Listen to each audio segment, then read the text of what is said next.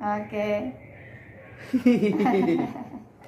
Oke, silakan pertanyaannya Pak. Pertama, ambil zakatnya itu saja. Oh, dan gitu ya. masalahnya adalah ketika orang yang nggak pernah ke masjid atau jarang ke masjid justru iya. jadi ambil zakat. Nah itu gimana, Ustaz? Ya, kalau dalam hukumnya ya nggak ada sih, boleh-boleh saja, Mbak. Artinya boleh saja gini, ya mau itu terus juga nggak apa-apa gitu.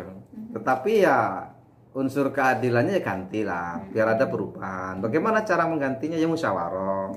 Kembali pada musyawarah, Pak Wo. Nggak boleh kita nggak musyawarah. Barangkali itu perlu ada penyegaran. Terus sekarang Pak Wo, kalau kita merujuk pada Undang-Undang Nomor 23 Tahun 2011, tidak boleh kecuali di SK-kan. Karena konsekuensinya tadi saya sampaikan, ada bedanya antara amil zakat dan panitia zakat. Amil zakat itu adalah orang atau kelompok orang yang dia mengantongi SK. SK ini dari mana? Tadi dalam kitab disebut ad-daulah. Ad-daulah ini pemerintah. Pemerintah ini kalau di Indonesia bisa Kementerian Agama dalam hal ini atau bisa Basnas. Tapi dalam undang-undang itu ditunjuklah Basnas untuk meng-SK-kan. Makanya pendengar sejangkau siar di Oku Timur ini sebaiknya cepet-cepet minta SK dari Basnas, panitia-panitia zakat yang selama ini di masjid-masjid itu. Kenapa? Kalau jenengan sudah jadi amil zakat, itu mengenakkan yang zakat.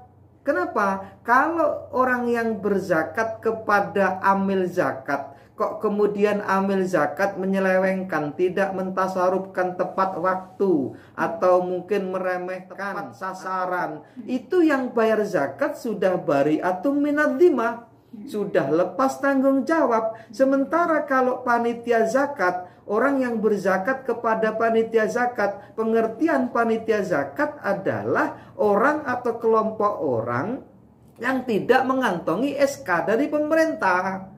Nah, ini kerugian muzaki namanya. Kenapa ruginya di dalam di muzakinya? Karena saat orang berzakat kepada panitia zakat, kemudian panitia zakat ini menyelewengkan atau tidak menepati pekerjaannya atau tidak mentasarufkan pada tempat yang pas, maka muzaki ini dianggap oleh hukum, oleh undang-undang belum bayar zakat. Ternyata sama. La yuqalu amil alaiha. Tidak dikatakan amil. Ya kalau kita berzakat bukan kepada amil ya berarti salah, Mbak. Gitu.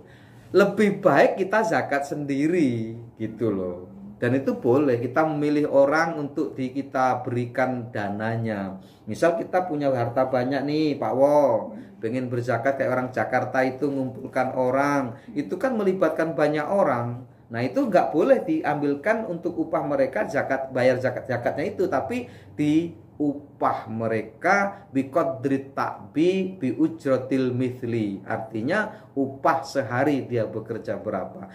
Saya mau mengupah dia 1 juta satu hari, boleh nggak? Ya boleh, itu terserah jenengan yang punya uang. Kembali kepada tadi yang taswiyah, tetapi yang mentasarufkan adalah diri sendiri. Terserah, alokasi sini terserah, mau alokasi amil terserah, mau terserah aja. Namanya dia punya sendiri kok, gitu. Tapi uang sendiri, bagi sendiri, dikelola sendiri. Ya. Tapi jarang ya. Dan janganlah gitu kan. Ada lembaga yang resmi, kenapa kita harus repot-repot gitu loh. Ini kadang kan timbul riak nanti kemudian. Kemudian yang kedua, orang yang apa tadi? Nggak pernah ke masjid. Nah, jadi ambil zakat sah nggak? Ya sah aja. Cuma kan ada ketimpangan aja gitu, asal dia paham gitu. Nggak ke masjid itu ngapa? Apa memang dia kafir? Nggak ke masjid itu berarti kan nggak jamaah ya, Mbak ya.